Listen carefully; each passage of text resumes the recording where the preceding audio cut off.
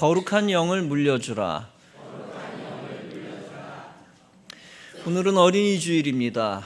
매년 어린이에 관한 설교를 해왔습니다.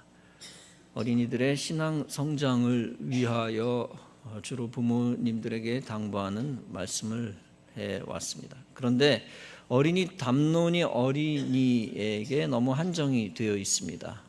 따라서 오늘은 말씀의 주제를 넓혀서 신앙 전수, 사명 전수에 관한 말씀에 초점을 맞춥니다. 다시 말해서 거룩한 승계에 관한 설교를 하겠습니다. 본문에서 엘리야가 엘리사에게 말합니다.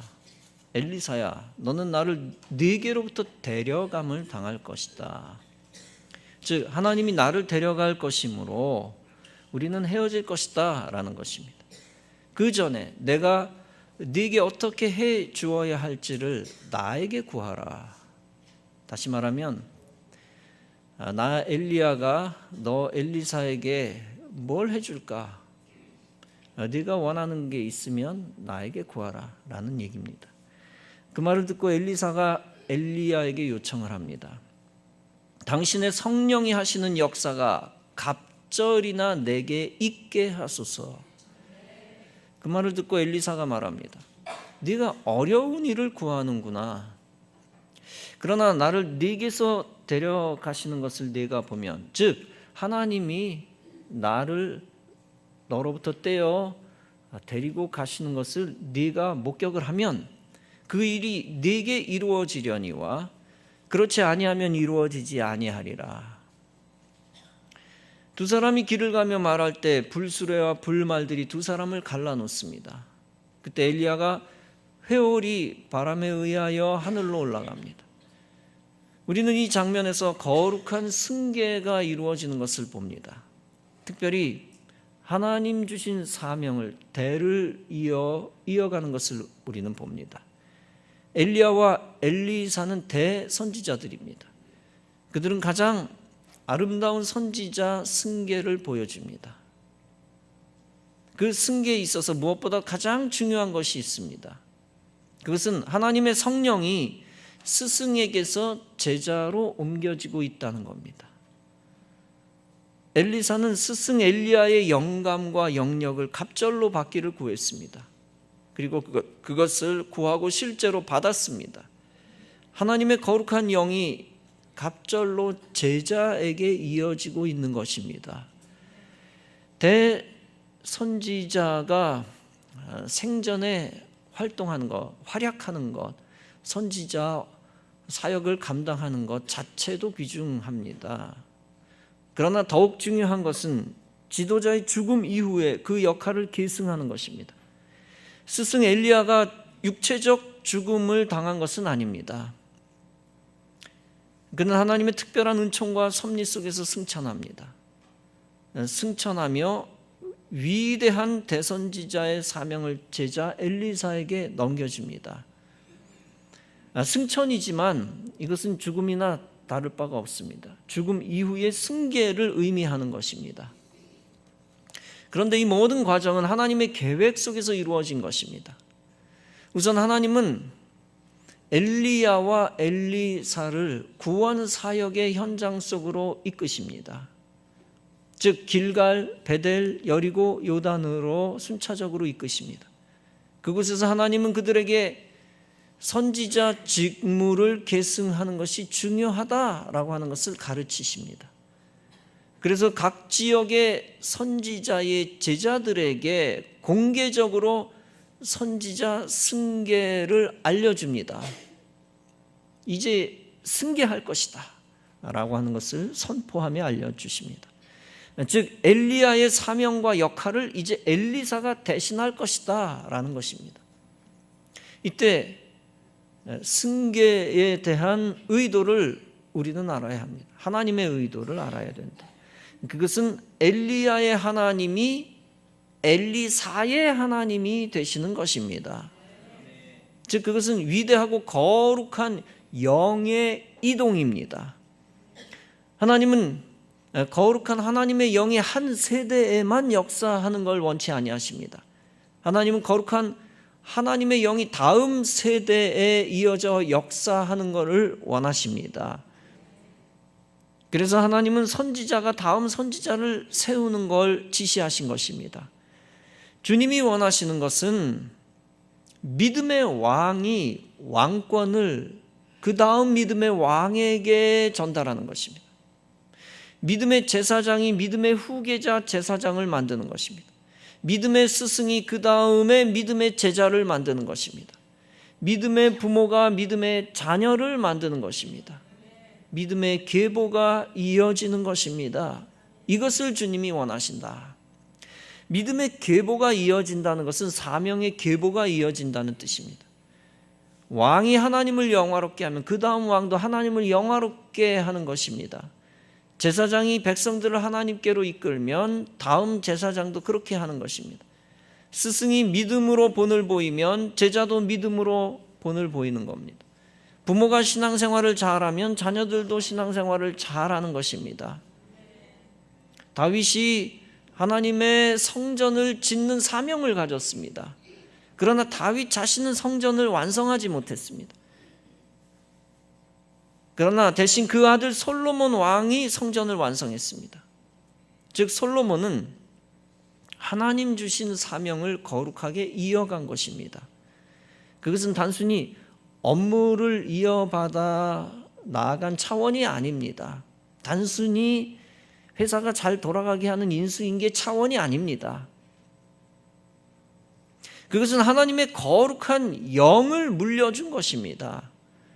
하나님의 거룩한 영이 온전히 전수되니까 후대가 그 영의 지도를 받게 된 것입니다.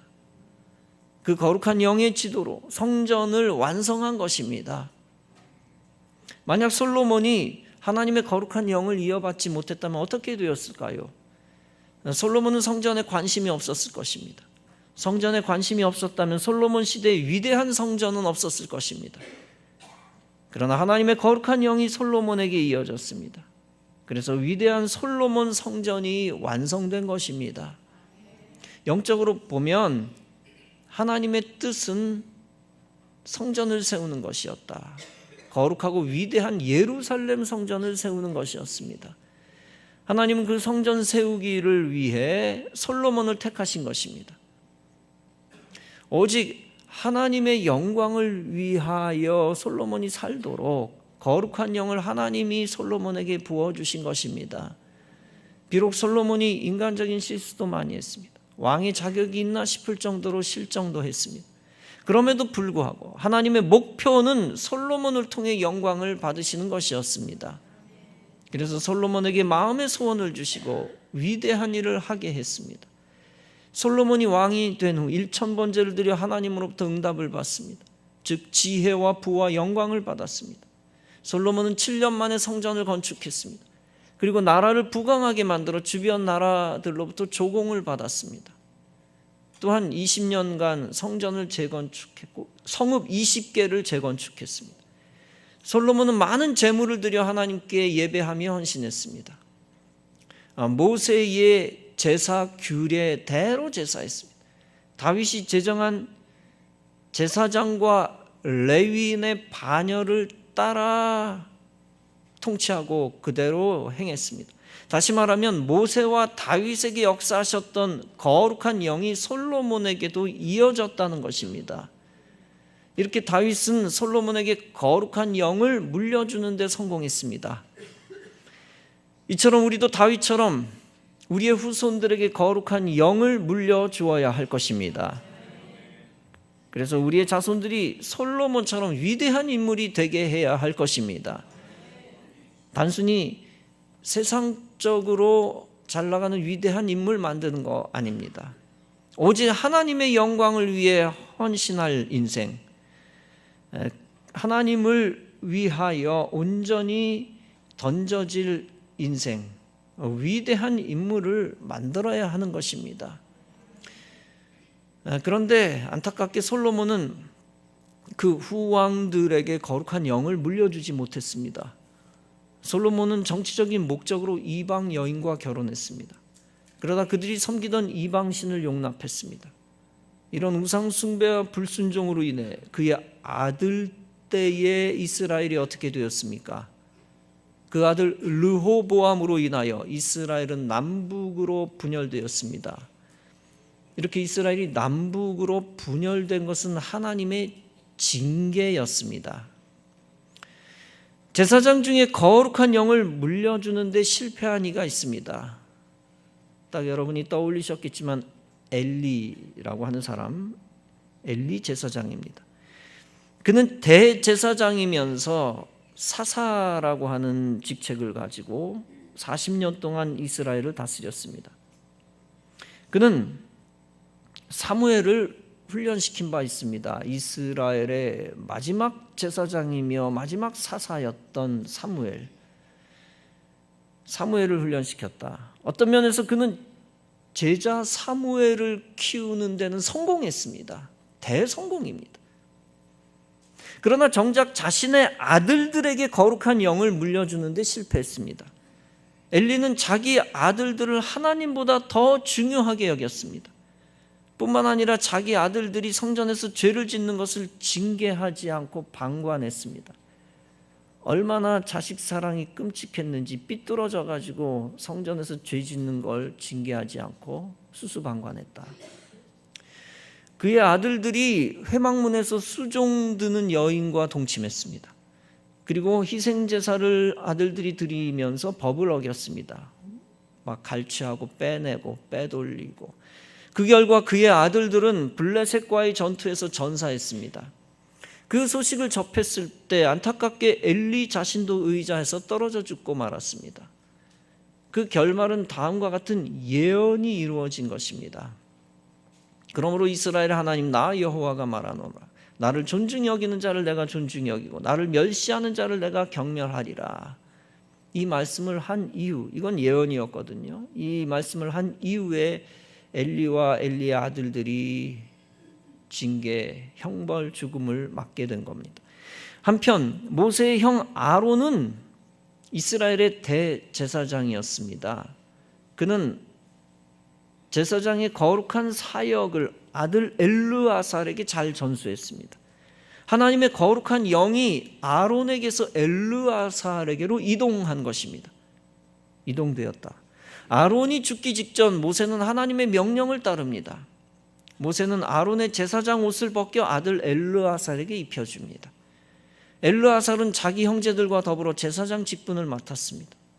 모세는 엘르아살 앞에서 여호수아를 족장으로 임명합니다.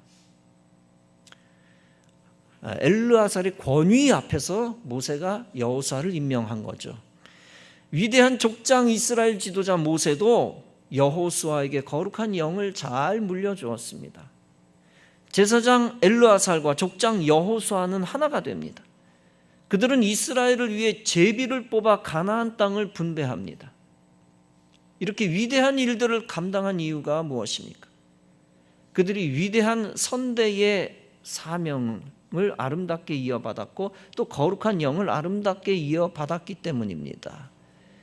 원칙적으로 제사장은 아들에게 승계되는 것이었습니다. 출애굽기 29장은 말씀합니다. 아론의 성의는 후에 아론의 아들들에게 돌릴지니 그들이 그것을 입고 기름 부음으로 위임을 받을 것이라. 세습이 무조건 나쁘다고 하는 것은 비성경적인 개념입니다. 하나님이 제일 먼저 세운 성직이 제사장이었고 세습이었습니다. 그 다음에 하나님이 세운 것이 왕이었고 그것도 세습이었습니다. 세습이라고 하는 것은 불신자들이 교회 비판할 때 사용하는 단어입니다. 따라서 그 단어를 그대로 활용하는 것은 신앙 정서상 좋지는 않습니다. 오히려 승계라는 단어가 더 좋습니다. 미국에서 유명한 목사님들은 거의 다 부자 승계였습니다. 빌리 그레함과 그 아들 케네스 해긴과 그 아들 오랄 로버츠와 그 아들이 있습니다. 아무 문제가 없습니다. 조엘 오스틴도 마찬가지고. 친아들이라는 이유만으로 역차별하는 것은 크게 잘못된 것입니다. 중앙연회, 경기도 쪽에 기독교 대한감리회 중앙연회에 한 큰 교회 목사님, 초대형 교회인데 부자 승계를 했습니다. 그런데 문제는 그 목사님이 운동권 목사들과 아주 친밀한 교제를 너무 많이 갖는다는 겁니다. 그러다 보니 그 운동권 목사들에게 아부성 발언을 합니다. 내가 부자 승계, 즉 세습을 했지만 세습을 어느 정도 부끄럽게 생각한다. 그러나 그런 것이야말로 위선적인 발언이 아닐 수가 없습니다. 부끄럽다면 처음부터 부자 승계를 하지 말았었어야 했습니다. 차라리 자기 신념에 따라 포기하고 개척교회를 했었어야 했습니다. 부자 승계는 부끄럽게 여길 것이 아니라 자랑스럽게 여겨야 하는 것입니다. 거룩한 하나님의 영을 후대가 당당하게 받아 거룩하게 이어가는 것입니다. 거룩한 영을 물려주는 것은 세상 눈치 보면서 하는 것이 아닙니다. 내 아들을 목사로 만드는 것을 부끄럽게 여길 것입니까? 내 아들을 주님의 교회를 위해 대를 이어 충성하게 하는 것을 부끄럽게 여길 것입니까? 절대 그럴 수 없는 것입니다. 오히려 주님의 영으로 무장했다면 담대하게 자랑할 수 있어야 하는 것입니다. 거룩한 영을 물려주는 것은 하나님의 명령대로, 위임대로, 법칙대로 하는 것입니다. 제사장직은 세상 사람들 비위 맞추는 직종이 아닙니다. 제사장직은 하나님을 섬기고 하나님 중심에 서는 것입니다. 제사장직의 본질은 사람들에게 종교 서비스 제공하는 것이 아닙니다. 제사장직의 본질은 사람 보지 아니하고 하나님만 보고 하나님 앞에 오래 서 있는 것입니다. 그래서 세상이 좋아하는 타협하는 메시지를 전하는 데 관심이 없습니다. 그보다 세상 사람들이 비난해도 하나님의 마음에 합한 메시지를 전하는 것입니다. 하나님의 계명대로 움직이고 하나님의 마음을 시원하게 해드리는 것입니다. 그리고 다윗과 엘리야처럼 하나님의 영광을 가장 귀하게 여기는 것입니다. 우리는 거룩한 영을 이어받은 엘리사가 어떻게 신앙 고백하고 있는지 보아야 합니다. 엘리사는 본장 12절에서 말씀합니다. 엘리사가 스승 엘리야가 승천하는 것을 보고 소리질러 말합니다. 내 아버지여, 내 아버지여, 이스라엘의 병거와 그 마병이여. 여러분, 엘리야의 갑절의 영감을 물려받으니까 엘리사가 뭐라고 얘기하고 있습니까? 스승 엘리야를 선생님이여 라고 하지 않았습니다. 엘리사가 엘리야더러 위대한 선지자여 라고 말하지도 않았습니다. 오히려 내 아버지여, 내 아버지여 라고 말하고 있습니다. 엘리야와 엘리사 사이는 육체적으로 부자 관계가 아니었습니다. 그럼에도 불구하고 갑절의 영을 물려받은 제자 엘리사는 스승을 아버지라고 부릅니다. 그만큼 하나님의 영광을 이어갈 자는 거룩한 부자 승계 정신으로 사명 감당합니다. 여러분, 종과 아들은 분명히 다릅니다. 여러분 밑에 종이 있고 아들이 있다고 합시다. 여러분의 재산을 종에게 물려줍니까? 아들에게 물려줍니까? 두말할 것도 없이 아들에게 상속합니다. 그 이유가 무엇입니까? 오직 하나뿐입니다. 아들이기 때문입니다. 종에게는 단순히 사례금만을 줄 뿐입니다. 종에게는 사례금을 줘야죠. 아들에게는 용돈을 주겠지만 나중에는 재산을 상속합니다. 우리가 사역할 때 종의식만 가지고 있으면 안 됩니다. 아들의식을 회복해야 합니다. 신약에 보면 디모데가 장차 사도로 등장합니다. 신라도 나중에 사도로 등장합니다. 그런데 바울이 디모데를 가리켜 아들이라고 부릅니다. 디모데전서 1장은 말합니다. 내 참 아들이다. 육적인 승계를 뛰어넘어 영적인 승계를 할 때 필요한 것이 아들의식입니다. 사례금만 받는 종은 직업의식으로만 똘똘 뭉쳐 있습니다. 그런 자는 주인으로부터 영적 사명과 거룩한 영을 물려받지 못합니다. 악한 종은 주인을 배신할 수도 있습니다. 반대로 아들의식을 가지고 주인을 아버지처럼 모시고 충성하는 자는 배신하지 않습니다. 아버지를 반대하여 군중을 선동하지도 않습니다. 주인은 종에게 영적인 유산을 물려주지 않습니다. 오직 아들에게 영적인 유산을 물려줍니다. 여러분은 하나님과 그리스도의 몸 교회를 섬기는 그리스도인입니다. 그런 여러분들이 교회를 잘 섬길 수 있도록 여러 직분을 맡았습니다. 목사, 전도사, 간사, 장로, 권사, 집사, 선교회장, 지역장, 속장, 교사의 직분 등입니다. 그런데 그런 직분을 단순한 세속적 종의식을 가지고 섬기지 마시기 바랍니다. 오직 아버지를 섬기는 아들의식으로 섬기시기를 바랍니다. 대신 돌아온 탕자와 같은 겸손한 아들 같은 의식입니다. 또한 직업으로서의 종이 아니라 하나님의 영적 종이라는 의식입니다. 세속적 종의식만을 가진 사람은 교회에서 충성하면서도 불평이 많습니다. 반대로 아들은 아버지의 사랑을 알기 때문에 그냥 사랑하고 따르고 섬깁니다. 여러분들은 종이 아니라 아들로서 충성하며 영적인 승계를 이어가시기를 바랍니다. 이제 중요한 것은 우리의 자녀들을 영적인 아들, 딸들로 만드는 것입니다. 단순히 세상에서 잘 나가는 아들, 딸로 만드는 걸 목표로 삼아서는 안 됩니다. 세상이 어떻게 돌아가든 내 아들, 딸들을 하나님의 영적인 자녀로 삼는 것입니다. 그래서 우리의 아들, 딸들이 하나님 백성 되고 하나님의 사명자가 되는 것입니다. 하나님의 사명자라고 하는 것은 꼭 목회자가 되는 것을 의미하는 게 아닙니다. 내가 가진 은사와 직업을 가지고 하나님의 영광을 위해 사는 것입니다. 공부하는 것도 하나님의 영광, 운동하는 것도 하나님의 영광입니다. 돈을 버는 것도, 사람을 폭넓게 사귀는 것도 다 하나님의 영광을 위한 것이어야 합니다. 세상 것이 필요 없다는 뜻이 아닙니다. 학교가 왜 필요 없겠습니까? 직장이 왜 필요 없겠습니까? 군대와 관공서와 정치단체와 문화공간이 왜 필요 없겠습니까? 그러나 그것만을 위한 인생이라면 단순히 세상의 영을 물려주는 겁니다. 반대로 그리스도인은 거룩한 하나님의 영을 물려주는 사람입니다. 우리의 자녀들에게 하나님의 말씀과 영성을 물려주어야 합니다. 세상 법도 지키게 해야 되지만 하나님의 법을 먼저 지키게 해야 합니다. 신명기 6장은 말씀합니다. 이스라엘아 들으라. 우리 하나님 여호와는 오직 유일한 여호와이시니 너는 마음을 다하고 뜻을 다하고 힘을 다하여 네 하나님 여호와를 사랑하라. 오늘 내가 네게 명하는 이 말씀을 너는 마음에 새기고 네 자녀에게 부지런히 가르치라. 첫째는 부모 자신이 하나님의 말씀을 마음에 새겨야 한다는 것입니다.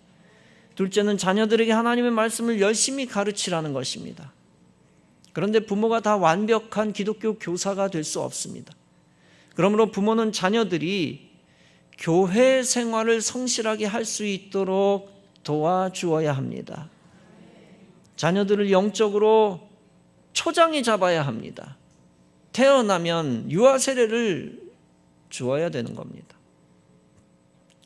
과거에 어떤 사역자 부모가 이렇게 말하는 것을 제가 들었습니다. 간접적으로 들은 건데요. 나는 내 아이들이 스스로 판단할 때를 기다려 세례를 주겠습니다. 이게 사역자가 할 말입니까? 나중에 돌이켜 바꿔놓긴 했습니다만 그 말이 맞는 것 같지만 틀린 말입니다. 아이가 하나님 예수님 싫어한다면 너 네 마음대로 세례를 거부해라 할 것입니까? 너 교회 다니기 싫으면 교회 안 다녀도 돼 라고 자유를 줄 것입니까? 네 이성적 판단이 기독교 진리를 이해하지 못하면 네 판단대로 살아라 할 것입니까? 아이에게 인간적 자유를 준답시고 하나님과 멀어지게 하면 누가 책임집니까? 그 영혼이 하나님과 교회를 떠나면 자유 주기를 잘했다 할 것입니까? 여러분, 인생을 지나치게 낙관하지 마십시오. 인생은 본능적으로 하나님을 떠나 죄를 짓고 싶어 하는 존재입니다. 천사 같은 인생은 없습니다. 인생은 생내적으로 하나님을 대적하여 인간의 것을 자랑하고 인간의 교만을 내세우는 존재입니다. 오직 인생이 마귀의 자식이 되지 않게 하기 위해서는 거룩한 영을 물려주는 방법밖에 없는 것입니다. 여러분 자녀들이 편한 길, 자녀들이 좋아하는 길만 터주지 마십시오. 오직 자녀들이 당장 불편한 것 같아도 영적으로 사는 길을 터주시기 바랍니다. 구원받는 길, 거룩한 생명의 길, 영적 축복의 길을 열어주시기 바랍니다. 그러기 위해서는 여러분이 신앙의 본을 보이시기 바랍니다. 그리고 거룩한 교회에 맡겨 예배 중심, 말씀 중심, 교회 중심으로 살게 해주시기 바랍니다. 오직 하나님의 영광을 위해 살게 해주고 그것을 위해 세상에서도 가장 성실한 자세로 살게 해주어야 합니다. 이렇게 거룩한 영을 물려주어 축복의 대와 신앙의 대를 이어가시기 바랍니다. 그리고 거룩한 승계의 아름다움, 그 아름다움을 가장 앞장서서 먼저 이루시기를 바랍니다. 그러면 여러분의 자녀들은 하나님이 붙잡아 이끄는 인생이 될 것입니다. 그리고 여러분의 후손들은 거룩한 목표에 사로잡혀 올라가는 인생이 될 것입니다. 그래서 자자손손 위대한 인물들이 생겨나 하나님을 더욱 영화롭게 할 것입니다. 이처럼 거룩한 영을 물려주어 장차 여러분의 후손들이 궁창의 별과 같이 위대하게 빛나는 위대한 사명자가 다 되어지기를 주님의 이름으로 축원합니다.